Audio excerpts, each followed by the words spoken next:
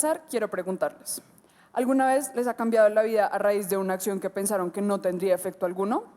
Si es el caso, les pido que piensen en qué fue y en cómo los cambió. Quizás fue ir a un evento, hablarle a una persona o incluso haberse negado a hacer algo. Tengan su respuesta en mente. Mi nombre es Isabela Murcia y hoy quiero contarles cómo un simple clic que pensé sería insignificante cambió mi identidad drásticamente y por qué no fue aleatorio en absoluto. El año pasado, mientras estaba navegando por redes sociales, me encontré con esta publicidad, que como pueden ver, promocionaba intercambios de idiomas. Uno de los destinos disponibles era mi ciudad favorita, Nueva York.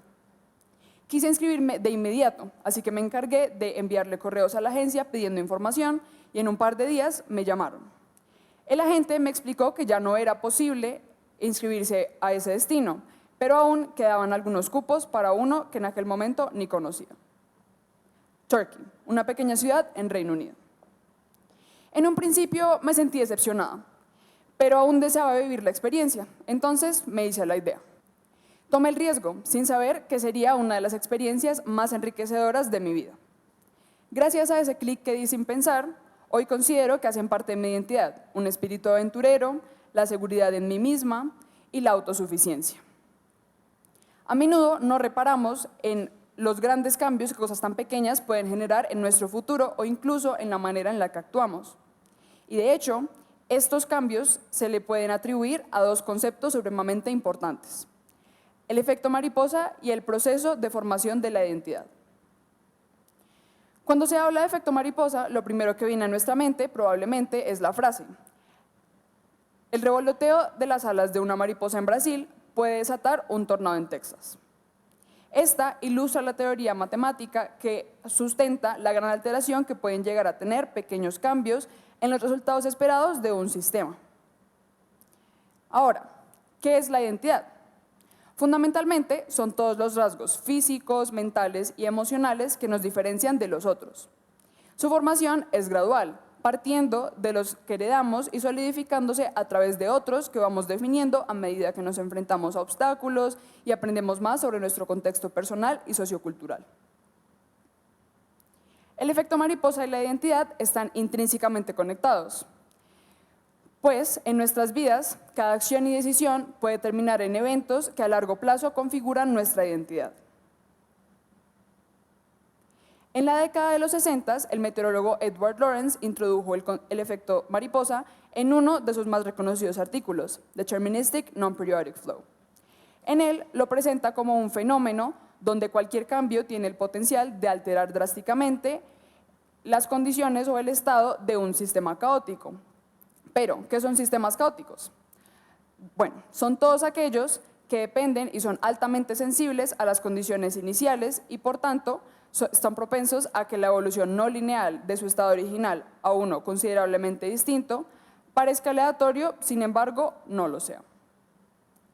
Aquello lo concluyó, pues en una ocasión estaba trabajando en unas predicciones climáticas con números extensos, cuando decidió acortarlos ligeramente y repetir la operación, esperando obtener los mismos resultados. Pero ese no fue el caso, pues momentos después, cuando compara las gráficas, se da cuenta que aunque iniciaban siendo muy similares, no tardaron en divergir hasta no parecerse en absoluto.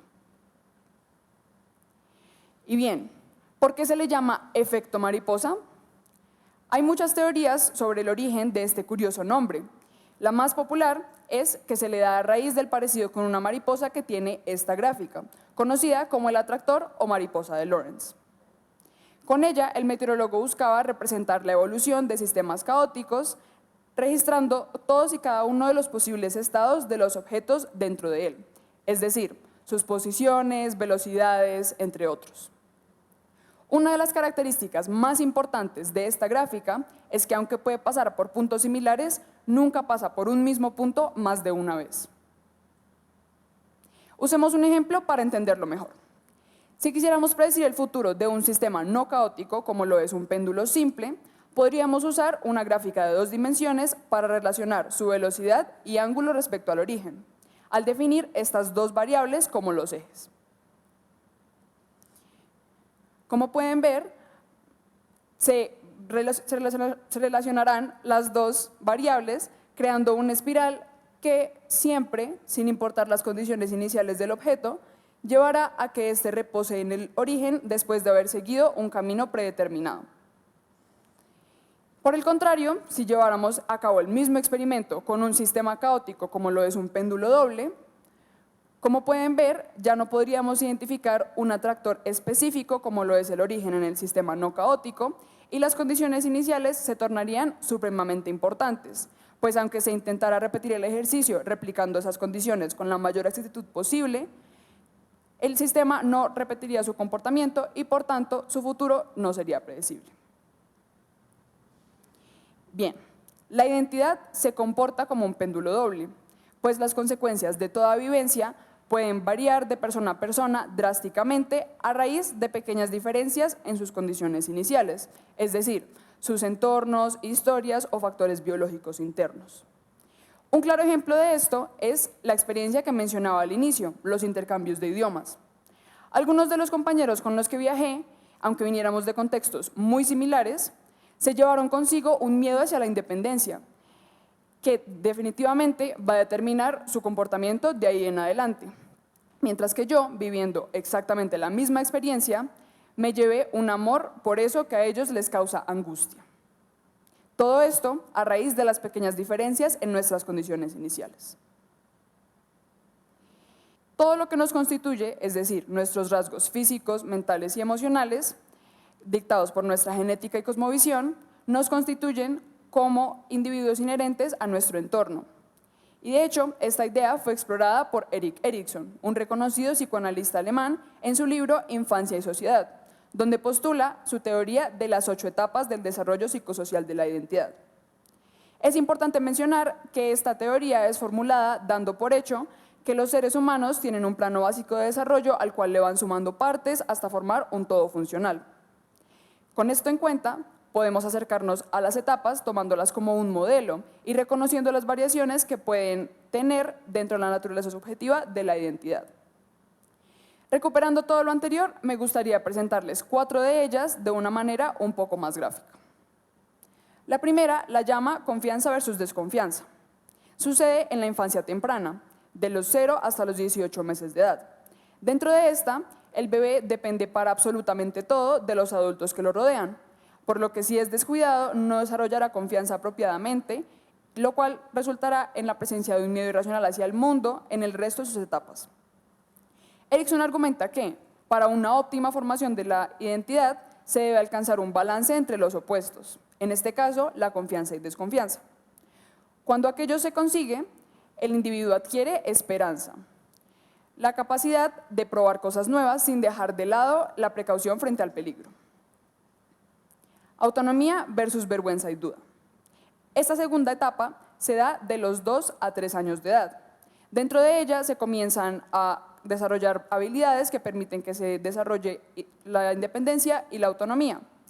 Esto es únicamente cuando se le permite al infante tener control, pues en caso de que no sea así, no resulta en estos sentimientos, sino en unos de vergüenza.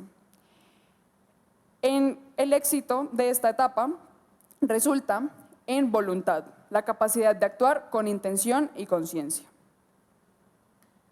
Industria versus inferioridad. Sucede de los 6 hasta los 11 años de edad.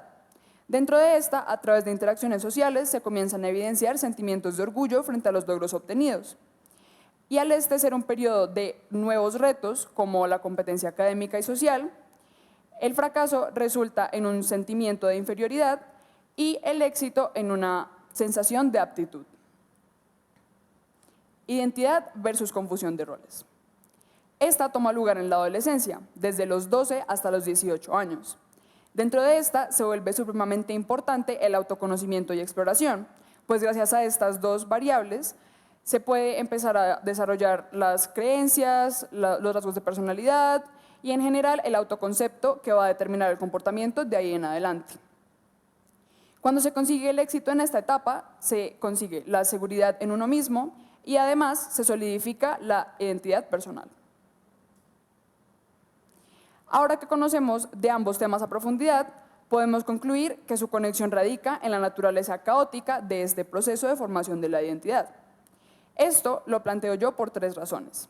La primera es su sensibilidad a las condiciones iniciales, es decir, la infancia y adolescencia, donde cosas pequeñas para algunos adultos pueden resultar en efectos inesperados en la formación del individuo y pueden resultar configurando rasgos y alterando comportamientos que los acompañarán el resto de sus vidas.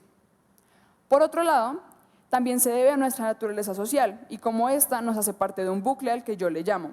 Somos constructores de nuestra sociedad y a la vez construidos por ella. Dentro de este, un individuo y su identidad mantienen una relación interdependiente con su entorno, donde las influencias de ambos varían acorde al estado de su contraparte, que resulta de eventos difíciles de calcular o replicar, lo que me lleva a mi último punto. La formación de la identidad es caótica porque, como el atractor de Lorentz, nunca volveremos a vivir el mismo momento o pasar por el mismo punto. Esto es más cercano a nosotros de lo que podríamos pensar. Conocer lo sensible que puede llegar a ser la identidad a cualquier evento puede resultar interesante e incluso vital para llevar nuestra vida diaria, al esta inevitablemente incluir la interacción social. Detenernos por un momento antes de permitirnos juzgar para darnos cuenta que el comportamiento de quienes nos rodean no es aleatorio, sino toda una ciencia, puede ser el revoloteo que desate el tornado de nuestra potencial. Mientras realizaba toda esta investigación, no podía dejar de pensar en algo que Stanislao Zuleta mencionó en el elogio de la dificultad: la no reciprocidad lógica. Un método explicativo por medio del cual juzgamos los errores propios como producto de los obstáculos y los de los demás como inherentes a quienes son. Concuerdo con Zuleta cuando menciona que es completamente incompatible la no reciprocidad lógica con el pensar de manera efectiva, y es por eso que si pudiera elegir una cosa que se lleven de esta charla, definitivamente sería lo siguiente. Sabiendo lo mucho que puede afectar lo pequeño, procuremos cada día que nuestro aporte, sin importar su dimensión, sea empatía, tanto hacia lo externo como hacia lo interno. Debemos aceptar que sí, los errores definen quiénes somos, pero no son lo único que nos constituye o que nos define como personas. Gracias a esto, argumento que la clave para la reciprocidad lógica es darnos cuenta que ambas premisas son ciertas, tanto para nosotros mismos como para los demás. Los errores, los obstáculos sí nos hacen equivocarnos, sí nos hacen cometer errores, pero esos desaciertos no tendrían lugar si no hubiera algo dentro de nuestra identidad que lo posibilita. Para finalizar, me gustaría dejarlos con una frase que considero encapsula todo lo que busco transmitir. In all chaos, there is a cosmos. In all disorder, a secret order. Muchas gracias.